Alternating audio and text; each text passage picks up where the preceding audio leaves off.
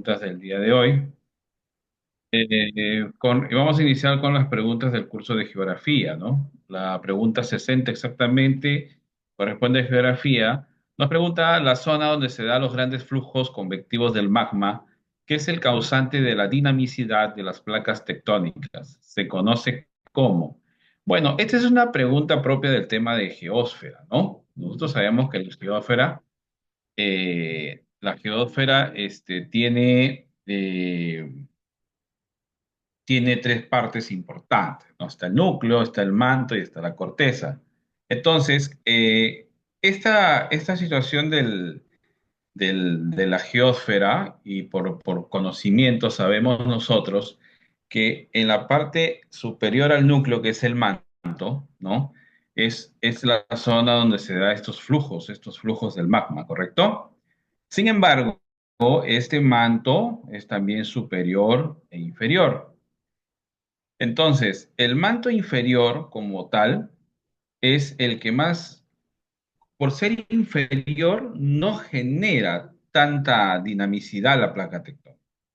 Más bien el manto superior es quien hace este dinamismo. Entonces, en este caso, para la pregunta 60, ¿no? La pregunta 60, la respuesta sería el manto superior. Y como ustedes ven en este gráfico, el manto superior, ¿no? Es que se conoce también como la discontinuidad de Morovicic, ¿no? Es la zona donde se dan los grandes flujos convectivos de este magma, ¿no? Esta región del manto es crucial para el movimiento de las placas tectónicas.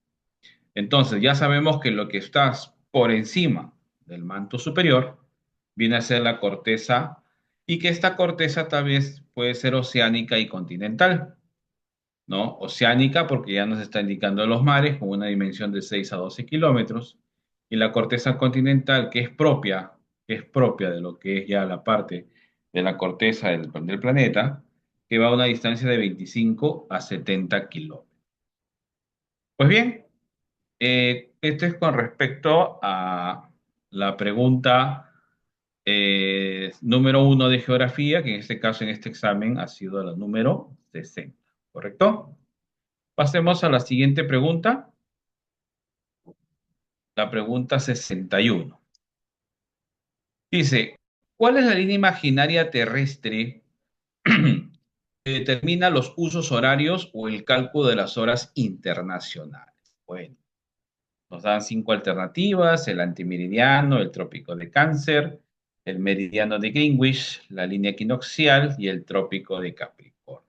Nosotros sabemos que siempre cuando hablamos de líneas imaginarias es hablar de las líneas netamente horizontales, es decir, aquellas que van en contra de la línea ecuatorial.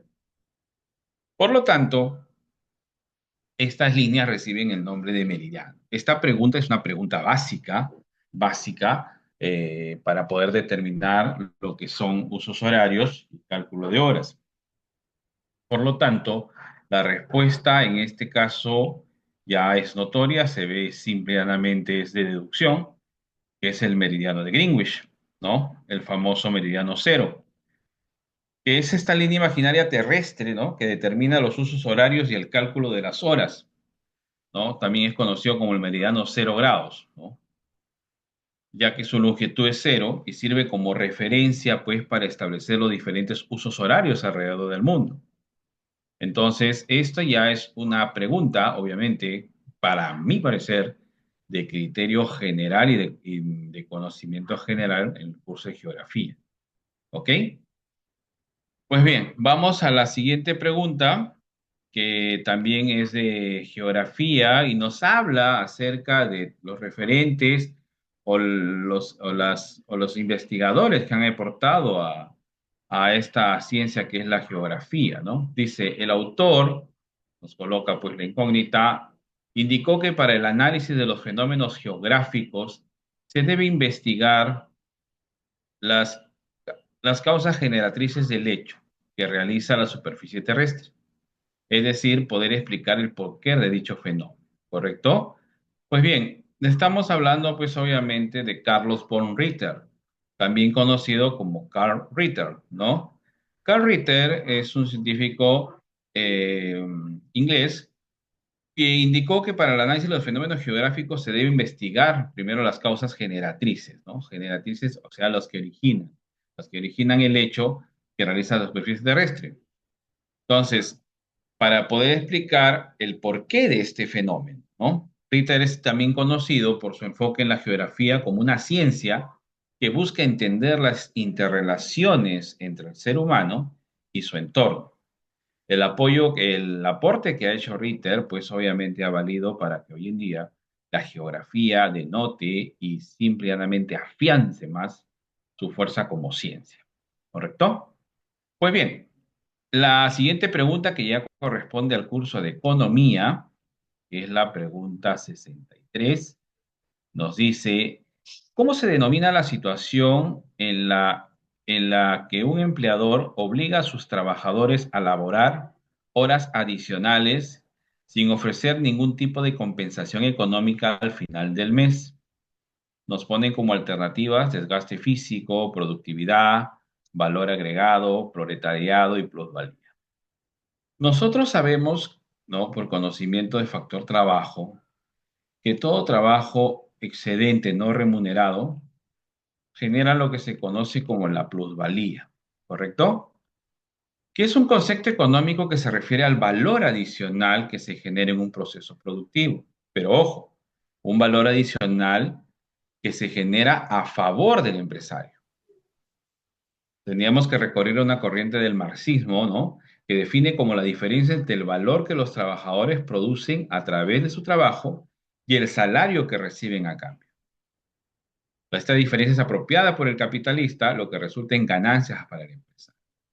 En otras palabras, es el trabajo no remunerado y que hasta cierto punto también puede generar ciertos niveles de exigencia de productividad en el trabajador, ¿no? Obviamente sabemos que la plusvalía también es un inicio de capitalismo y que obviamente hoy en día en muchas economías pues se ha ido ya tomando ciertas innovaciones, por decirlo menos, y que hoy en día pues se valora más la productividad del trabajador, ¿no? De acuerdo a la especialización, recordemos que Adam Smith, a través de la obra de la riqueza de las naciones, hablaba de la famosa división del trabajo. Y la división del trabajo pues complementaba esto, la especialización. Y si hay especialización, no puede haber plusvalía, porque hay valoración. ¿Correcto? Bien, la siguiente pregunta, la pregunta 64, una pregunta simple, pero creo que es de un poquito también analizar, ¿no? Dice, los bienes que no los produce el ser humano se conocen como. Obviamente, si el hombre no interviene, ¿no? Descartado que sea un bien económico, que sea un bien de consumo, que sea un bien fungible, que sea un bien vital, ¿no? Porque si dice que el ser humano no los produce, entonces estamos hablando obviamente de los bienes libres, esos que abundan y por los cuales el hombre obviamente no paga para obtenerlos, ¿no? Entonces, hay insuficiente cantidad. Los ejemplos de bienes libres, ¿cuáles son? Por ejemplo, el aire, ¿no? Los rayos solares, ¿no? Y todos esos no los produce el hombre, pero el hombre sí los utiliza, ¿no? Entonces, los bienes libres obviamente no requieren un esfuerzo para producirlos porque son libres, existen, están en la naturaleza y por lo tanto, pues dejan de ser con toda denominación que esté o que intervenga a la mano del hombre, ¿no? Y en la número 65 es una pregunta que yo puedo considerar de actualidad, ¿no? Dice, el petróleo es un bien necesario para la industria mundial y tiene como característica ser. Nosotros sabemos que todo recurso mineral es de por sí no renovable y el petróleo es no renovable y limitado, ¿no? El petróleo es un bien necesario para la industria mundial, ¿no? Y esto se debe a que el petróleo es una fuente de energía fósil, ¿no? Y por ser fósil, como se forma a partir de la descomposición de materia orgánica, obviamente, al extraerse, ¿no? Se utiliza y se agota. Pero si hablamos ahorita en la actualidad, sabemos que el petróleo, pues hoy en día es uno de las materias primas más, o uno de los recursos naturales, perdón, más deseados y más cotizados, ¿no? Entendamos esto, por ejemplo, la situación que ahorita está presentando el presidente de Estados Unidos, Donald Trump, ¿no? Que quiere hacer de Estados Unidos, pues, el primer país productor de energía del mundo. ¿Esto qué implica? Producir petróleo, ¿no? Producir gas. Entonces, si se extrae, obviamente tiene que haber una responsabilidad también en la extracción, pero tiene que haber una responsabilidad más que nada de que esa extracción genere pues los insumos para que se pueda alargar los procesos productivos, ¿no? Entonces, por lo tanto, es limitado y no renovado.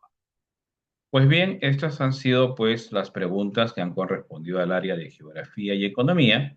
Espero pues que les haya servido esta explicación y nos estamos viendo pues en otra oportunidad. Yo creo Éxitos, que sí, chicos. Gracias. profesor. Ahí la manito arriba, chicos, un aplauso. Muy bien, porque sé que muchos chicos han, de alguna manera o no, han acertado en sus preguntas. Y profesor, terminamos esta transmisión con una recomendación a los postulantes, ¿no? Hay muchos chicos que en este tiempo, pues, salen del colegio y recién inician su preparación, y muchos de ellos antes no se han preparado con anticipación, ¿no? Hay muchos chicos que se preparan hoy en día desde cuarto y tercero, pero otros no. Entonces, algún mensaje de aliento para que no se desanimen en su etapa de preparación. Exacto.